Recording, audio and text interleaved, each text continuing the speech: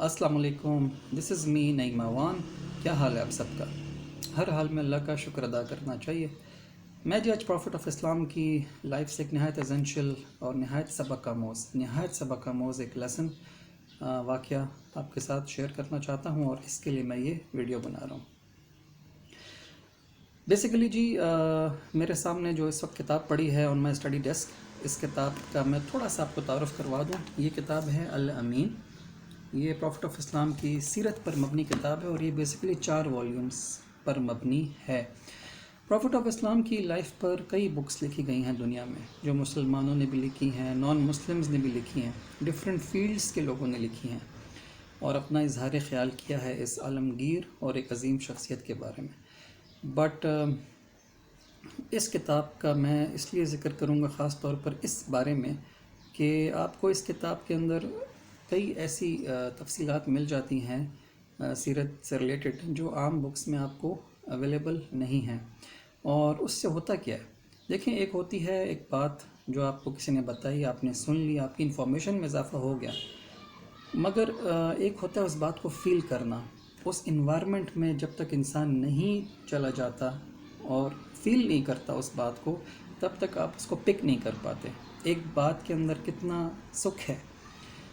آپ کو محسوس نہیں ہوگا، ایک بات کے اندر کتنا دکھ ہے، وہ دکھ آپ کو محسوس نہیں ہوگا، کیونکہ وہ سارا انوائرمنٹل ہوتا ہے. انوائرمنٹل ایک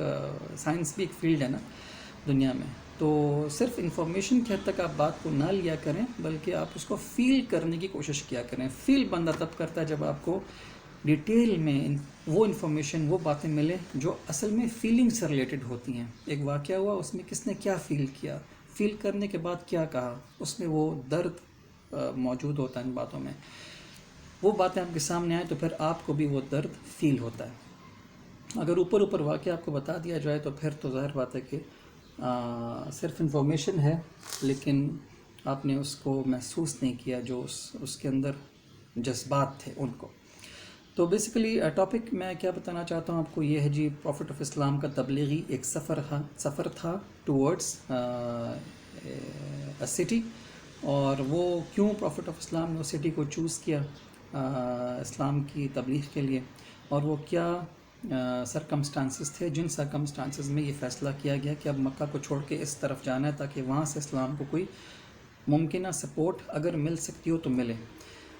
سب سے پہلی بات جی، میں ٹو دا پوائنٹ بات کروں گا تاکہ آپ کی انفارمیشن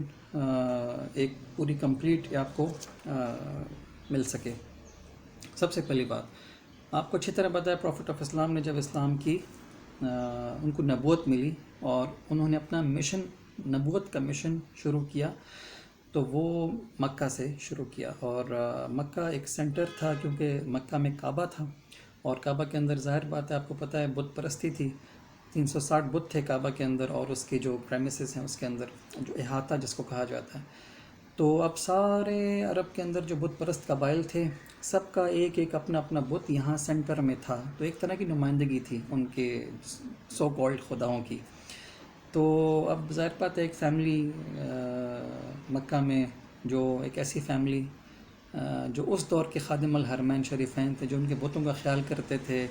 اور کعبہ کا خیال کرتے تھے، تو ان خدمات کی وجہ سے پورے عرب میں ان کی ایک عزت تھی. تو پروفٹ آف اسلام بیسیکلی جب دین لے کر آئے، اسلام لے کر آئے اور اعلان کیا اسلام کا، توحید کا، اور بت پرستی سے منع کیا، تو آف کورس ایک مخالفت تو ہونی تھی، کیونکہ اس خاندان کی ساری عزت، اس خاندان کی ساری جو عرب میں ایک ان کی سیاست تھی، وہ ساری بت پرستی پر چل رہی تھی، کیونکہ سارے عرب بت پرست تھے نا. تو اگر بت پرستی ختم ہو جاتی تو ان کا یہ مقام و مرتبہ جو انہوں نے سو کالڈ ان بتوں کی وجہ سے بنا رکھا تھا اپنا، وہ بھی ختم ہو جاتا. تو کون اس کے لیے تیار ہے کہ سب کچھ اپنا چھوڑ کے اسلام قبول کر لے؟ تو ہوا کیا کہ اسلام کی تبلیغ کا سب سے پہلا مرکز بتانا میں یہ چاہتا ہوں مکہ تھا، جہاں پر پروفٹ آف اسلام کی شدید مخالفت کی گئی. اچھا، اب یہ مخالفت اس حد تک بڑھتی ہے کہ مسلمانوں کے لیے، عام مسلمانوں کے لیے، پروفٹ آف اسلام یہ بات نہیں کر رہا، ان کو پھر بھی سپورٹ حاصل تھی کسی کی، جس کی وجہ سے کوئی ان کو ایک حد سے آگے نقصان نہیں پہنچا سکتا تھا، مگر عام مسلمانوں کے لیے رہنا نہایت مشکل تھا، امپاسبل ہو چکا تھا آلموسٹ. تو اس کے لیے فیصلہ ہوا ایک ہجرت کرنے کا، اور وہ ہجرت پروفٹ آف اسلام ہی کے مشورے سے ہوئی ایک ایسی جگہ کی طرف جو کرسچن تھی، بیسیکلی عیسائی ریاست تھی۔ جی ہاں، یہ عیسائی ریاست تھی ایبسینیا، حبشہ، اور اس کا جو بادشاہ تھا اس کے بارے میں پروفٹ آف اسلام نے مسلمانوں کو بتایا کہ وہ ایک نیک انسان ہے، نیک بادشاہ ہے، اور اس کے ملک میں کسی کے ساتھ کوئی ظلم نہیں ہوتا۔ یعنی کہ پروفٹ آف اسلام نے جو خوبیاں بتائیں یعنی ایک اچھے معاشرے کی، وہ یہ کہ کسی کے ساتھ ظلم نہ ہو، اور تبھی مسلمانوں نے سب سے پہلے ہجرت کی ٹورڈز ایبسینیا۔ وہ الگ بات ہے کہ یہ مسلمان خود ظلم کا خاتمہ کرنے ہی کے لیے اسلام کو لے کر کھڑے ہوئے تھے، مگر شروع میں اسلام کمزور تھا، وقت تو لگتا ہے کھڑے ہونے میں اور مضبوط ہونے میں، تو اس لیے خود وہ ظلم سے بچنے کے لیے امن کی تلاش میں گئے، اور انصاف اور جہاں پر انسانیت ہو، سب سے بڑی بات۔ تو جب یہ پہنچ گئے حبشہ، تو صرف اتنا ہوا کہ جب یہ حبشہ چلے گئے اور یہ خبر مل گئی کفار کو، تو انہوں نے اپنے کچھ بندوں کو بھیجا کہ جا کر ان کو لے کر آؤ، اور ایک ایسے بندے کو بھیجا عمر بن العاص کے، جو کہ حبشہ کے ایبسینین کنگ کے خاص دوست تھے۔ وہ گئے، ان کو سفارش کی، ورغلانے کی کوشش کی، ان کو ہمارے ساتھ بھیج دیں، یہ ہمارے باغی ہیں، ہمارے آئین کے باغی ہیں، ہماری جو روایات ہیں ان کے باغی ہیں، جو ہمارے آباء و اجداد کا مذہب ہے ان کے باغی ہیں۔ تو نجاشی ایک ظاہر بات ہے عدل و انصاف والا بادشاہ تھا، تو اس نے ان کو بلایا مسلمانوں کو۔ حضرت جعفر بن طیار رضی اللہ عنہ وہ مسلمانوں کو لیڈ کر رہے تھے اس دربار میں، مسلمان کی حیثیت سے وہ اسلام کا مقدمہ لڑ رہے تھے۔ جو بادشاہ ہے وہ عیسائی ہے، اور جو سامنے جن کے ساتھ مقدمہ لڑنا ہے وہ بت پرست ہے، یعنی کہ بت پرستی اور اسلام کا مقابلہ ہو رہا ہے دربار میں، اور فیصلہ کرنے والا جج عیسائی ہے۔ مگر یہاں وہ ایک صحیح عیسائی تھا، حقیقی معنوں میں عیسیٰ علیہ السلام کا فالوور تھا، بات کا عیسائی نہیں تھا جو کہتے ہیں، جن کے عقائد میں پھر اور باتیں آ جاتی ہیں۔ وہ ایک ٹرو کرسچن تھا، تو اس نے اسلام کے حق میں فیصلہ دیا۔ پورا ایک آپس میں ان کی ڈسکشن ہوتی ہے، اس میں جعفر طیار نے پورا مقدمہ پیش کیا اسلام کا،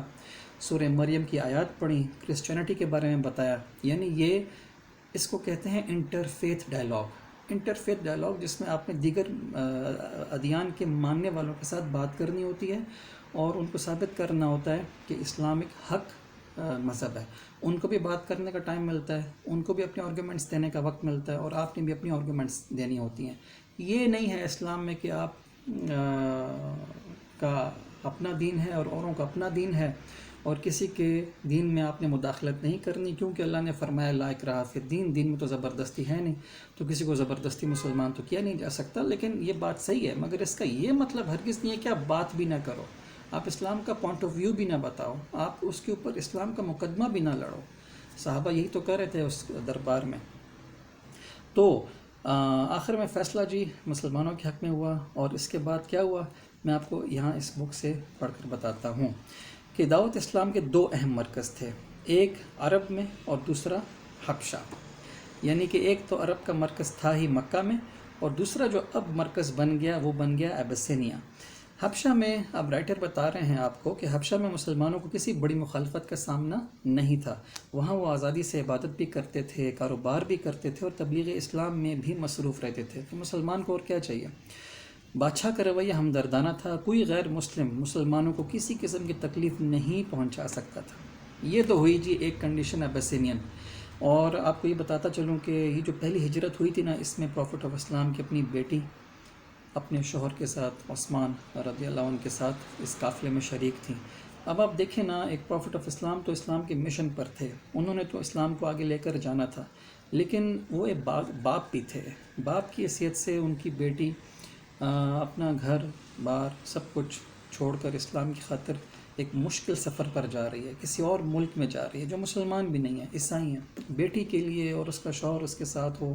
یعنی کیا ایک باپ کی حیثیت سے ان کی فیلنگز ہوں گی۔ یہ دین ہم تک اتنی آسانی سے نہیں پہنچا جتنا ہم نے سمجھ رکھا ہے، اور اللہ تعالیٰ ہم سے ان ساری باتوں کا ایک دن پوچھے گا۔ اچھا جی، یہ مرکز بن گیا بیسینین، لیکن جو دوسرا مرکز تھا پہلا مکہ، وہاں پر پروفٹ آف اسلام کے لیے ایک ایسا واقعہ پیش آیا جس کے بعد ان کا وہاں رہنا ناممکن ہو گیا، اور وہ یہ تھا کہ جب تک ان کی ایک پروٹیکٹیو شیلڈ ان کے چچا جو ایک ڈھال بن کر ان کے ساتھ تھے، جو خود کافر تھے مگر انہوں نے اپنی روایات کی خاطر پروفٹ آف اسلام کی پوری ان کی مورل سپورٹ کیا، مورلی سپورٹ ان کو دیا، اخلاقی ان کی حمایت کی اور اسلام کے ساتھ کھڑے رہے۔ مگر جب ان کی ڈیتھ ہو جاتی ہے ابو طالب کی، تو اس کے بعد پروفٹ آف اسلام کا مکہ میں رہنا ان کی زندگی کے لیے ایک شدید خطرے کا باعث بن سکتا تھا، اس لیے انہوں نے فیصلہ کیا کہ اب مجھے یہاں سے موو کرنا پڑے گا۔ تو اگلی ہجرت ہوتی ہے جی پروفٹ آف اسلام کی، ایک سفر کہنا چاہیے اس کو، ٹورڈز اے ٹاؤن جو کہ مکہ سے، اس ریکارڈ کے مطابق جو کتاب میرے سامنے پڑھی ہے، رائٹر نے لکھا ہے کہ وہ مرکز تھا مکہ سے 110 کلومیٹر دور طائف کے مقام پر۔ جی ہاں، وہ طائف تھا جہاں پروفٹ آف اسلام نے اپنا سفر کیا تاکہ وہاں جا کر اسلام کی بات کی جا سکے اور اسلام کے بارے میں بتایا جا سکے۔ تو جی پوائنٹس سامنے کیا ہے، پہلا مکہ مرکز مکہ تھا، دوسرا تھا ایبیسینین، تیسرا جو مکہ بننے جا رہا تھا وہ تھا طائف۔ پروفٹ آف اسلام اپنے ایک صحابی کے ساتھ طائف کی طرف چلے گئے، اور یہ صحابی تھے زید بن حارثہ رضی اللہ عنہ، جو آپ وسلم کے ساتھ تھے۔ تو اب ہوتا کیا ہے، پروفٹ آف اسلام طائف کی طرف گئے، اور طائف ایک نہایت خوشحال وادی تھی، یہاں تک کہ جو مکہ کے امیر لوگ تھے ان کے وہاں پر گھر بھی تھے طائف کے اندر، جو مکہ سے، جو میرے سامنے کتاب میں لکھا ہوا ہے، اس کا مرکز مکہ سے 110 کلومیٹر دور طائف کی وادی میں تھا۔ تو یہاں پر ان امیر افراد کے گھر بھی تھے جو کہ سردیوں کا سیزن یہاں پر سپینڈ کرنے کے لیے آیا کرتے تھے، اور ایک نہایت خوشحال علاقہ تھا۔ تو جب پروفٹ آف اسلام یہاں پہنچ گئے تو اس امید پر کہ اسلام کا مرکز بنے گا، انہوں نے اسلام کی دعوت دینا شروع کیا، مگر ہوا کیا، آپ صلی اللہ علیہ وسلم کے ساتھ جو طائف والوں نے کیا کہ بعد میں آپ کو کہنا پڑا کہ میری زندگی میں طائف سے مشکل دن اور کوئی نہیں تھا۔ ہوا کیا،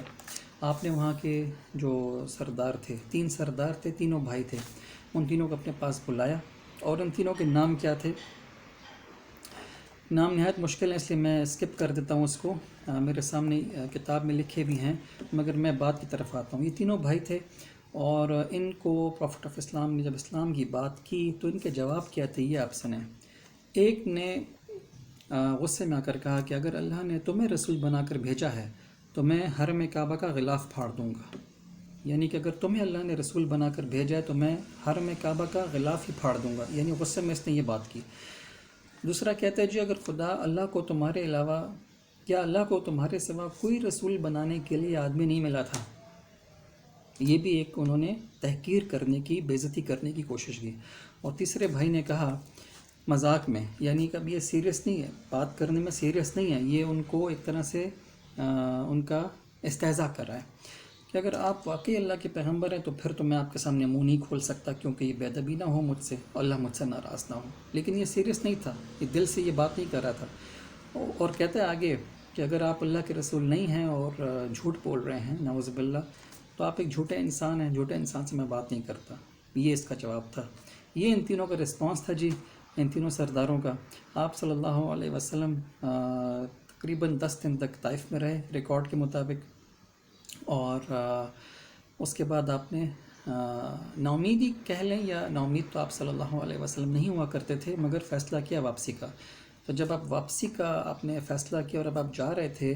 تو ان سرداروں نے کیا کیا، آپ صلی اللہ علیہ وسلم کو پتھر مارے، اور ان کی دیکھا دیکھی جو ہر سوسائٹی میں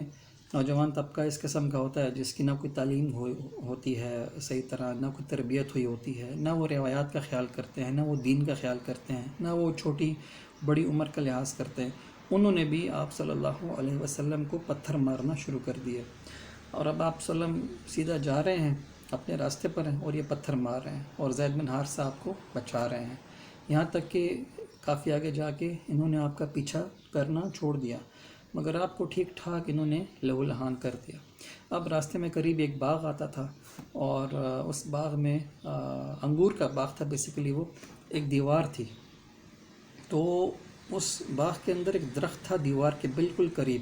تو اس کی ایک شاخ دیوار سے باہر آئی ہوئی تھی، تو ظاہر بات ہے اس سے پھر ایک قسم کی چھاؤں تھی، تو آپ صلی اللہ علیہ وسلم اس چھاؤں میں بیٹھ گئے۔ اور اللہ سے ہم کلام ہوئے اور فرمایا بھی اپنی مطلب جو بھی درد تھا اس درد کو فیل ہم نہیں کر سکتے کہ آپ نے اے اللہ میں آپ سے شکایت کرتا ہوں اپنی کمزوری کی اور اس ظلم کی جو میرے ساتھ ہو رہا ہے یہ آپ نے کن کے حوالے کر دیا ہے مجھے. یہ باتیں آپ صلی اللہ علیہ وسلم کی زبان مبارک سے نکلی جو ریکارڈ پر ہیں سیرت کی بکس میں. تو خیر اس باغ کے جو مالک تھے 2 بھائی تھے، عتبہ بن ربیعہ اینڈ شیبہ بن ربیعہ. یہ 2 بھائی تھے اور وہ اتفاق سے باغ ہی میں تھے اور باغ سے نکل کر انہوں نے دیکھا کہ یہ تو آپ صلی اللہ علیہ وسلم ہے، ہماری قوم کا فرد ہے اور اس کے ساتھ طائف والوں نے ایسا کیا. تو کچھ کہہ بھی نہیں سکتے تھے، ظاہر بات ہے برا تو ان کو لگا کہ ہماری قوم کا فرد تو ہے نا، کیوں کسی نے اس کے ساتھ ایسا سلوک کیا. طائف کو کچھ نہیں کہہ سکتے تھے کیونکہ طائف اصل میں مکہ کے لیول کا ایک شہر تھا. صرف فرق یہ تھا کہ مکہ میں کعبہ تھا تو سارا عرب ان کی عزت کرتا